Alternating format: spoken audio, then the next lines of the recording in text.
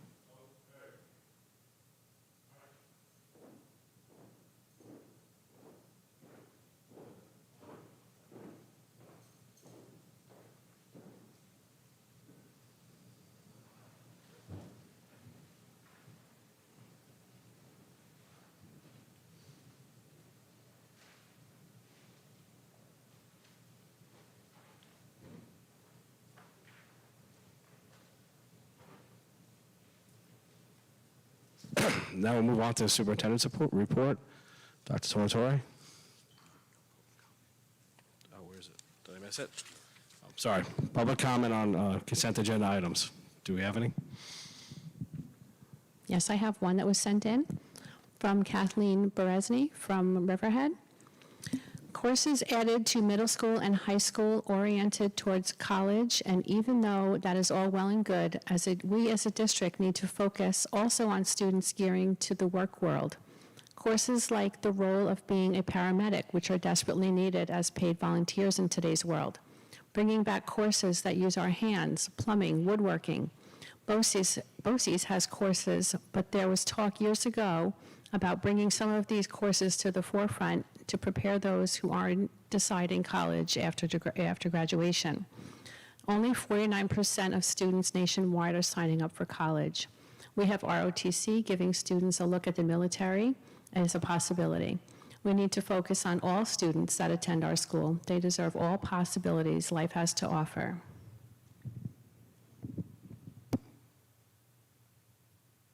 Lisa, anyone else?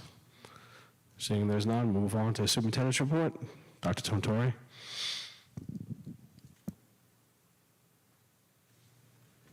Thank you, Mr. Connolly. We're going to begin this evening with a presentation regarding food services. I'm going to pass it over to Dr. Assay.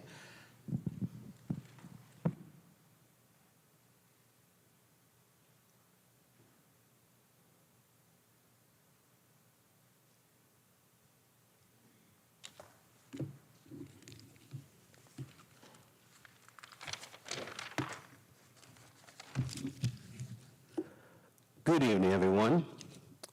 Tonight we have our Director of Food Services, Keith Graham, and I to present to you some information regarding food service operation and budget.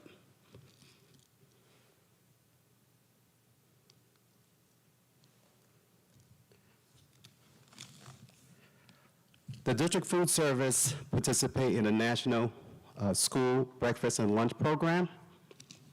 As a result, we meet all the requirements for nutritional requirements under USDA. The budget is generally about $2.9 million.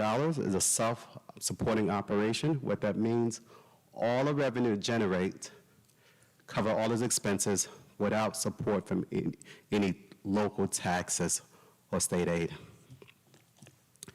60% at this current time of our students are eligible for free and reduced meal. We have about 33 department employees, part-time and full-time.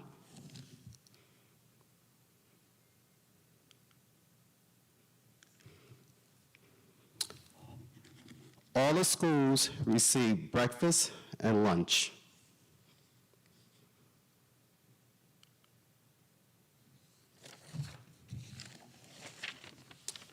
When we account for all the breakfasts, lunches, and a la carte transaction in school year 2021-2022, the total transaction equal 837,775 total transaction for the year. So our food service staff are pretty busy.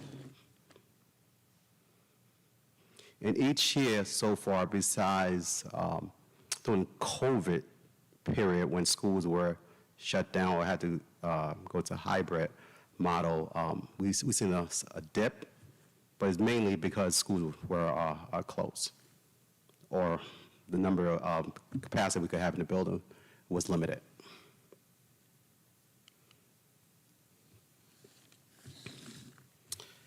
The district participates in the CEP program to provide free breakfast and lunch to all students at all locations in the district. The district must also reapply for the CEP program before or by June 2025. But we still have to meet all the eligibility in order to be accepted to participate in this program during the period of renewal.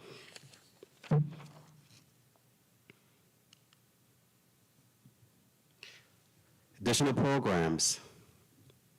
The district participate in the summer scope program that we serve meals to. We also have open community sites, but this was mostly due to COVID and requirement by the state to have different locations throughout the district to serve meals. So it's very likely if the school's ever required to be shut down again, most likely we'll also have to reopen open community sites. And we'll also provide catering services for district events.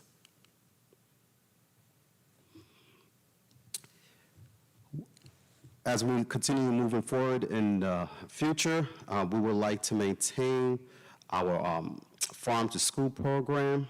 We work with local farmers. Also maintain the local food and milk program that is which produce and process in New York State, and we receive 30% reimbursement. We also want to maintain the CEP programs along all the schools that qualify. We also want to upgrade our technology and also the equipment.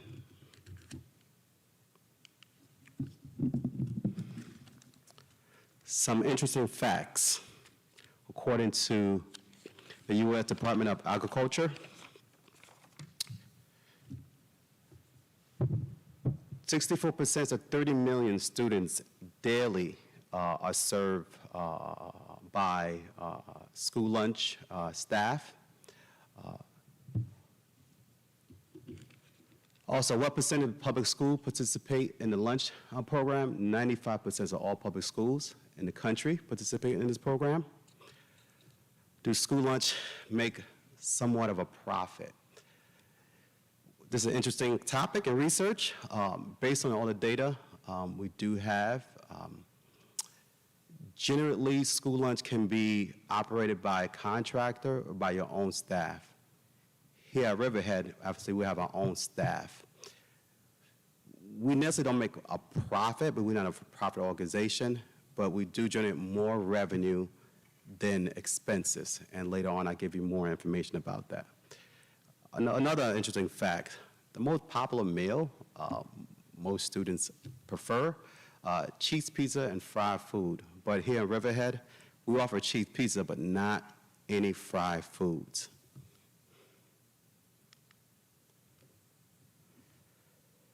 This slide just provides a summary of the current year budget and our projection for next year. And a major cost increase, and I believe that's for all households and all operations that provide meals, you will see here is food costs have increased significantly all across the country. And yes, Riverhead, we're also struggling with food costs increases. But a budget balance, we are projecting to have an increase next year of $461,657. When you compare a year-to-year budget, our budget next year is projected to be $3.3 million for our food service. And most of our revenue, when you look at the slide, it's mostly from federal reimbursement, a little bit of state reimbursement, and other sales, including catering services in the district. As for expenses, majority of expenses relate to staffing and supplies and material, which include food. So when you look at this graph, it gives you a pretty good picture of the different trends since school year 2014-2015 to our projected budget of 2023-24 school year. You will notice that back in school year 2014-2015, our budget was about $1.8 million. Now we're projecting the budget to be about $3.3 million. Most of that increase just had to do with increase in costs and obviously a little bit of salary and wages, but food supplies has been the most increase in costs that we have been trying to tackle. Now, this graph gives you a projective of the actual cash you have received and also checks the district have cut since school year 2020, 2021. You will notice that school year 2020, 2021, that's when we just, pulling out of COVID, just trying to get back somewhat normalcy. The district did break about even, all right? Then when we really got back to a normal school year, our expenses was about $2.1 million, our revenue was about $3.1 million. The actual school year, you do see a dip, and then the main reason it's a dip, it's not a true dip, it's mainly because we had some new forms we have to complete, and they were just approved recently, so all our money was going to be released to us very soon. And next year, we're projecting to have a budget of $3.3 million.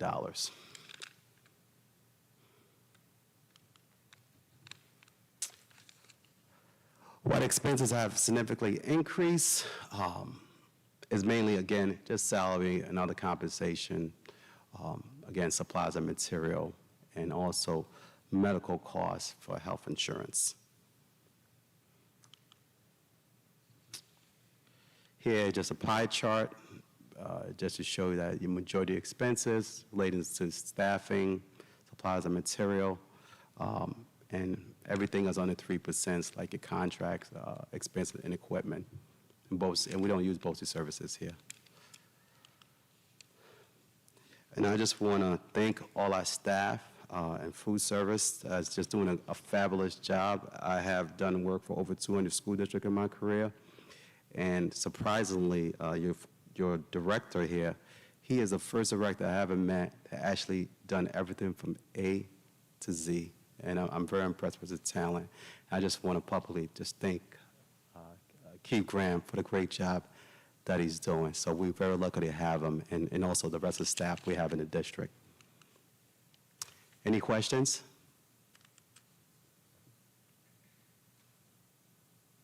Thank you, everyone. Dr. Say, I certainly echo what you shared. Our food services department does a phenomenal job in providing nutritious meals for our students for breakfast and lunch. And I want to thank Mr. Graham for all of his work and also for applying for the SEEP so that we do have free breakfast and lunch for our students. So I appreciate that and thank you. Okay, moving on to just a few more items to share. Aquabog Elementary was highlighted in Newsday for the work as a partner with the Butterfly Effect Project, so it was nice to see that in Newsday. Our first group of staff members completed their mindfulness educator certification as a result of the work with Think Wellness. The staff members are now certified to both teach mindfulness techniques to students in their educational setting as well as to other adults in a professional setting, and the feedback regarding this program has been extremely positive. Staff members at Aquabog worked with the trainer from iReady to analyze their mid-year diagnostic assessment data and create targeted groups and interventions to support students in the second half of the school year. The staff at Aquabog held a breakfast honor to staff members who passed away this past year. 6 of our students were the winners of our Winter Reading Challenge, and they learned leadership lessons as principals and assistant principals for the day. And the Great Kindness Challenge begins next week, and students will be engaging in kindness-themed conversations and activities. At the middle school, Think Wellness New York visited the middle school physical education classes to teach our students some of the basics of yoga. As part of the training, students learned different stretches and breathing techniques. This Friday, Riverhead Middle School will be hosting their monthly rec night from 5:30 to 8 p.m. in the gym and in the cafeteria. Students must be in good behavioral standing to attend, and a suggested donation of 1 pair of socks for charity would be greatly appreciated. Regarding Roanoke, Mr. Payton is in Guatemala as they are working to build a school there. So he had the opportunity of meeting with 2 of his 3rd grade classes where he had a FaceTime call with them, and he's working at the Aqua Escondida School, helping to build the walls with recycled bottles. The students were able to see the bottled walls, to see how they were put together, and they had the opportunity to speak with students from Guatemala. So it was very exciting for them to have conversations about Guatemala. Many of our students do come from Guatemala, so this was very exciting for Mr. Payton to be a part of that. Riley is also participating in the Great Kindness Challenge, including the Kindness Challenge Spirit Week from January 23rd to the 27th for this week. Today I had the opportunity, along with Ms. Campbell, our STEM director, we visited the 3rd grade makerspace at Riley, and we saw the students in action, and it was really wonderful to see. And the last item I did just want to share is the situation that's going on with Wendy's. So our administrators from the high school and middle school did go over to Wendy's to have conversation with them. We're setting up for the representatives from Wendy's to meet with our students from the middle school and to really work with them so that they are hopefully able to reopen the dining hall for students after school. I certainly know that, I did receive correspondence from different residents who were concerned about that. And even though this is something that is occurring outside of the school day, the district is working with Wendy's to rectify the situation so that our students will be able to enjoy the dining hall at Wendy's after school. Okay, thank you, Mr. Tortori. Moving on to consent agenda. Can I get a motion for approval of consent agenda? Thank you, Ms. Healy. Can I get a second? Thank you, Ms. Downs. Questions, comments, or concerns? Seeing there's none, all in favor? Motion carries. Moving on to new business. I'd like to request a motion to amend the agenda to add the following resolutions under new business. Following resolution to approve order of consent with Suffolk County Department of Health Services. Resolved that the Board of Education hereby approves the execution of an order on consent and waiver of formal hearing in the matter of the County of Suffolk Department of Health Services against Riverhead Central School District, docket number EE 22-267, reference number 0019, and authorizes the board president and/or vice president to execute same on behalf of the Board of Education, and further authorizes the district to take any action necessary to comply with the obligations created by the order of consent. Can I get a motion?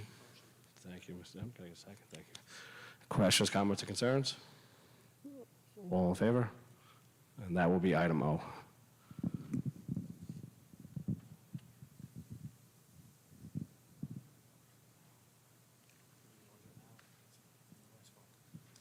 Mr. President, I'd like to make a motion to table item J.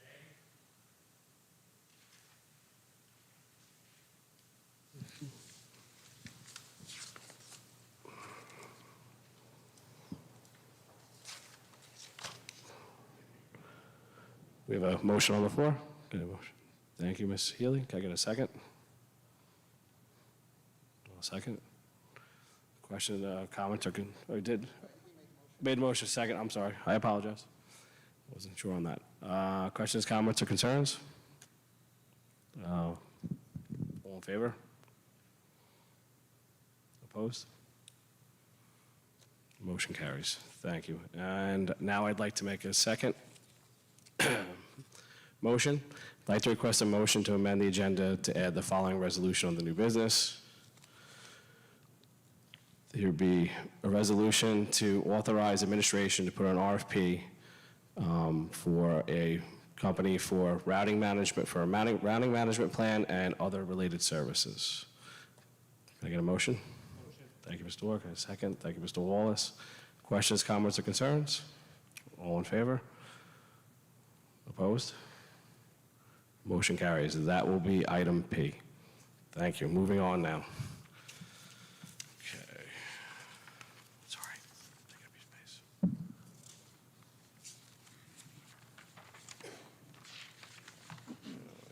Right here. This right here. Yes, thank you. I gotta get reading classes too.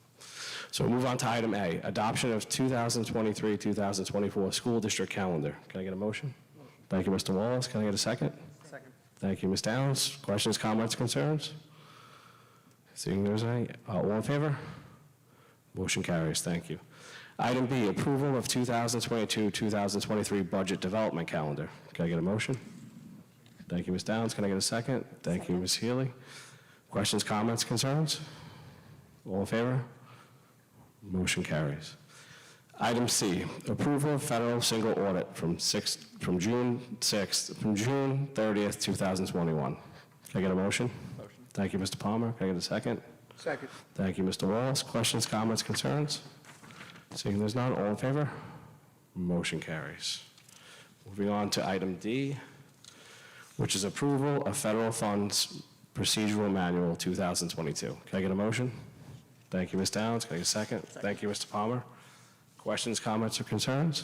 Seeing there's any, all in favor? Motion carries. Thank you.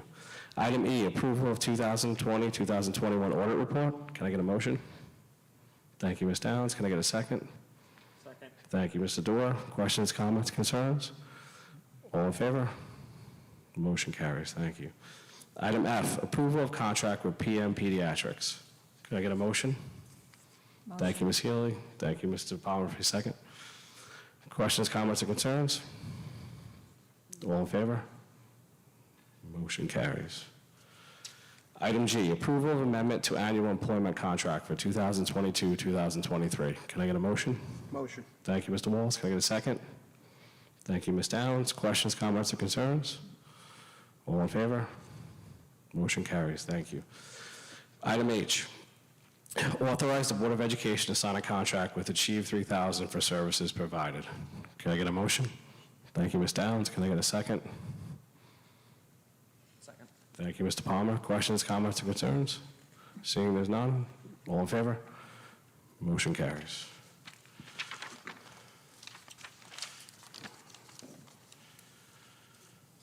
Okay. Item I, award and authorize a contract with Amtech Energy Systems LLC for the transportation garage refueling station repair work. Can I get a motion? Motion. Thank you, Mr. Wallace. Can I get a second? Thank you, Ms. Downs. Questions, comments, concerns? All in favor? Motion carries. Table J.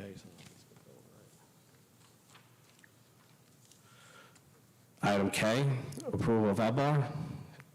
Motion. Thank you, Mr. Dorr. Can I get a second? Thank you, Ms. Healy. Questions, comments, concerns? All in favor? Motion carries. Item L, approval of new proposed courses for Riverhead High School. Can I get a motion? Thank you, Ms. Downs. Can I get a second? Second. Thank you, Mr. Wallace. Questions, comments, or concerns? I'm just noticing, I thought we had from the presentation last meeting, there was a basic electricity and construction classes that were added that don't seem in this list. Is that correct? That was a modification to the existing courses study. Okay. They're not new courses, just a modification. I So just- what is listed here are just new courses Okay. for board action. But also, I'd just like to notice that that is more of a hands-on trades class, like the comment was made that there are these classes in our curriculum. Correct. And Mr. Dorr, if I could also add, we do send students to the CT programs at BOCES. They do a phenomenal job, and we do provide that opportunity for our students, and we want to ensure, Ms. Beresny, that our students could follow any of the pathways, whether going to college, the military, or into the workforce through the BOCES programs that we have. Any other questions? Well, just, this is my editing. Under English, it should be news literacy, not new literacy. So make sure that that's corrected or voting on it. Just got the little S.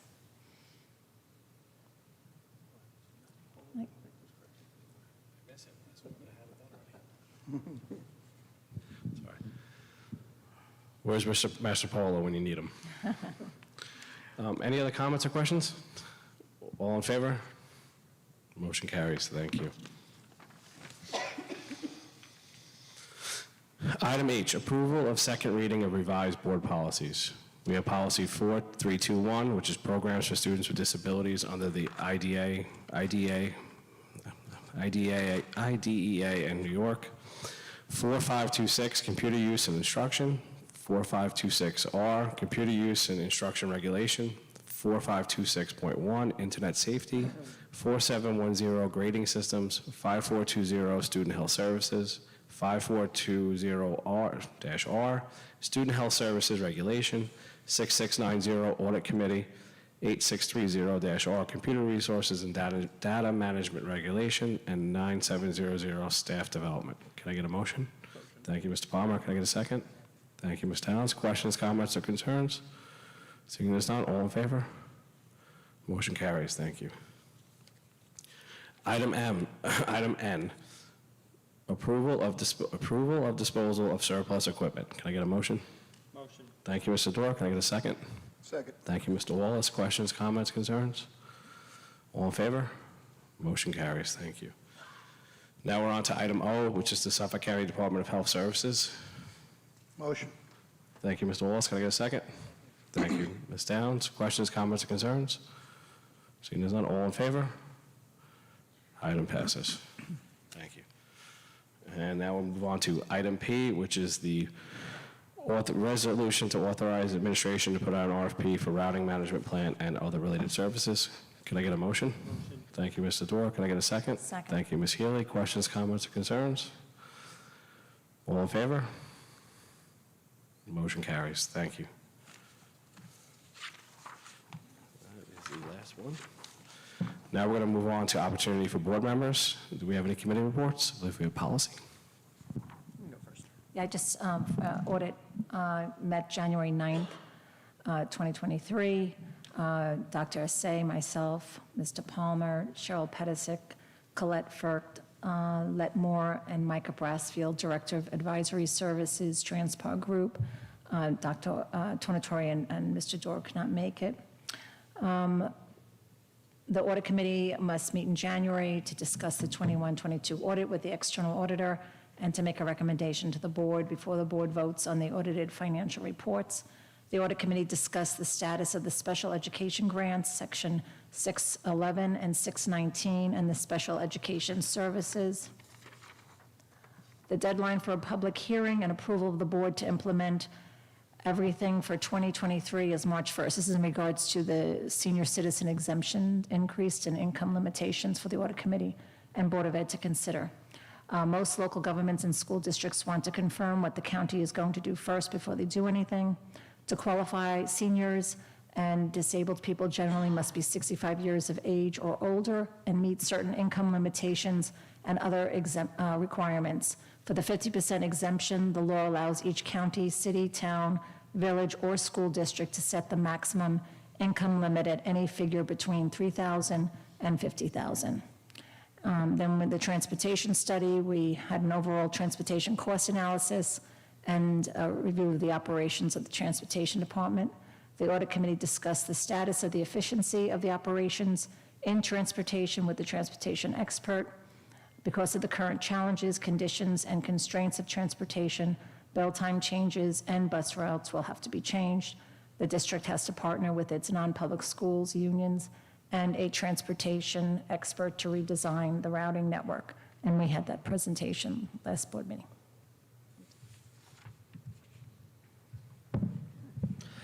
So the policy committee met on January 13th. Present were myself, Ms. Downs, Dr. Galati, as well as Dr. Assay, to help us with the procedural manual, which was just adopted. Now, in the 2020-21 school year, the Board of Ed accepted the corrective action plan. Based upon this plan, the district is required to adopt purchasing policies as a requirement. Now, for the federal funds procedural manual, the board is required to adopt this manual in addressing policies and procedures as the district receives funding for programs and more through federal grants. It's been confirmed the district policies align with the content in this manual. The manual contains the following information, but not limited to: budget, allowable use of funds and cost principles, training, purchasing, conflict of interest, cash management, compensation for personal services, expenses and reporting, equipment and safeguarding assets, records retention, sub-recipient monitoring and management, as well as worksheet and related documents. Also a procurement policy, which outlines the necessary procedures which align with Board of Ed policies. It's necessary that these policies align with federal regulations. This document contains the following information, but not limited to: definition of terms, the purchase of goods, services, and professional services, methods of professional goods and services, exemptions, quotes, piggybacking, sole source purchases, Department of Labor, legal services, independent contractors, cumulative purchases, standardization, emergency purchases, lease and equipment leases, travel, education purchases and reimbursements, miscellaneous purchases, change orders to award contracts, disposal of district property, secondhand equipment from the federal government, engineering oversight requirement of all public work projects, procedures to secure a bid, and related procedures to comply with purchasing policies. The federal single audit approval procedure, as a result of the audit report for 2020-2021, the adoption of essential policies and manuals are being recommended to the Board of Ed for adoption. And finally, concerning grading, with policy 4711, the weighting of regents exams, it's the recommendation of the policy committee to bring this policy to a committee consisting of administrators, teachers, parents, and students to review this policy and to make suggestions / recommendations to the policy committee for their consideration to be shared with the Board of Ed. Okay, thank you, Mr. Palmer. Thank you, Ms. Ely. Now we're moving on to board member remarks. Do you have any?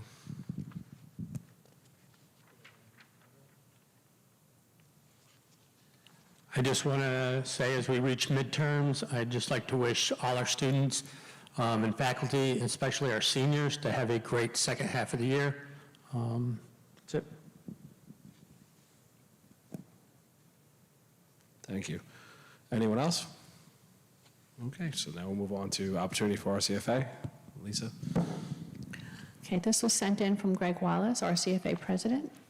Good evening. Yet again, the students of Riverhead are the collateral damage because of the actions of this town.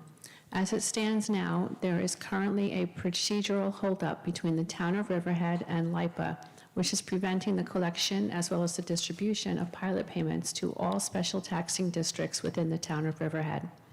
Specifically, this prolonged procedural delay has prevented the Riverhead Central School District from receiving nearly $3 million this fiscal year, with the potential to cost an additional $3 million next fiscal year. The town of Riverhead is a diverse community with a wide range of opinions, but one thing I think we can all agree on is the collecting of this money from LIPA is vital to funding the public services of this town, and continued delays will only serve to hurt our community as a whole. As a Riverhead taxpayer, a Riverhead Central School District employee, and the parent of a Riverhead student, I am gravely concerned that this is impasse. Should it continue, will do irreparable harm to our school and our community. Thank you, Lisa. Opportunity for Ra? Okay, so moving on. We're going to open up the floor. Opportunity for public comments.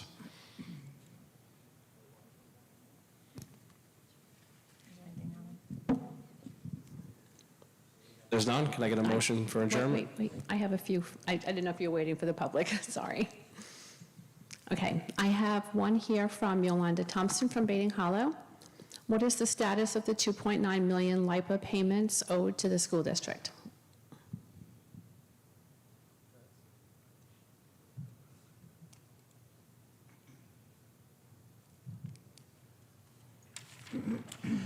So currently, we have not received the payments yet.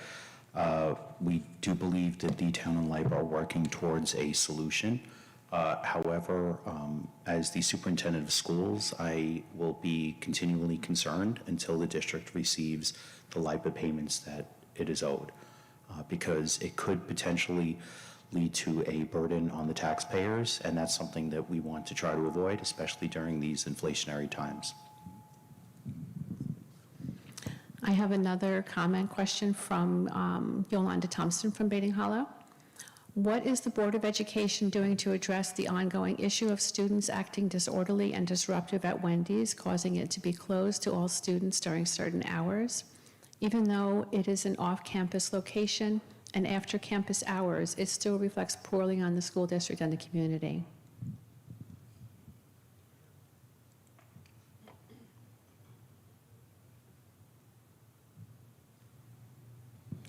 As I had shared earlier, we are working with Wendy's. The high school and middle school administration did go over and meet with them, and we are working towards a solution where representatives of Wendy's will be coming to the middle school to meet with our students who unfortunately made some poor choices when they were at Wendy's.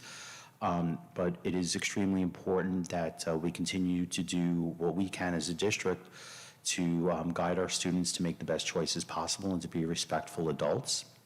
And additionally, we are working to set up further support for students at the middle school, after school, who are waiting to attend any type of athletic events, so that they will have something available to them at the middle school where they would not need to leave the campus to go on Route 58. So we are working on that as well. And the last comment sent in by Kathleen Beresny from Riverhead.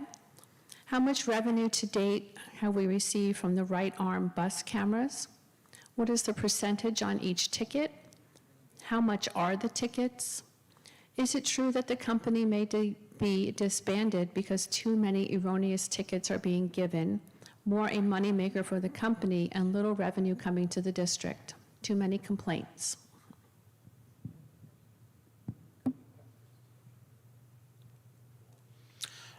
So the one item that the district did partner with the county was to receive revenue if our staff are trained regarding the cameras.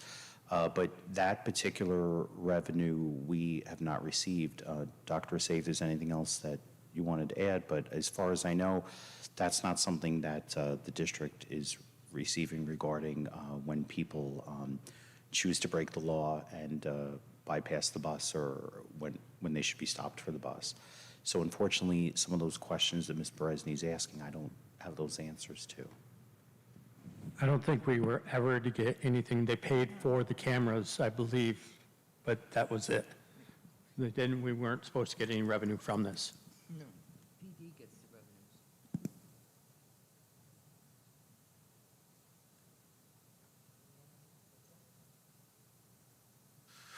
Can I get a motion for adjournment?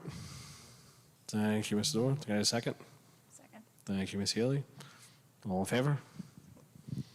Thank you, everyone, for coming out. We'll see you on February 14th. She held on to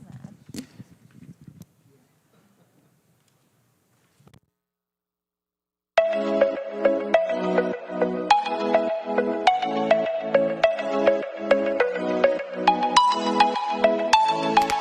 Please help support the Riverhead Central School District YouTube channel by subscribing.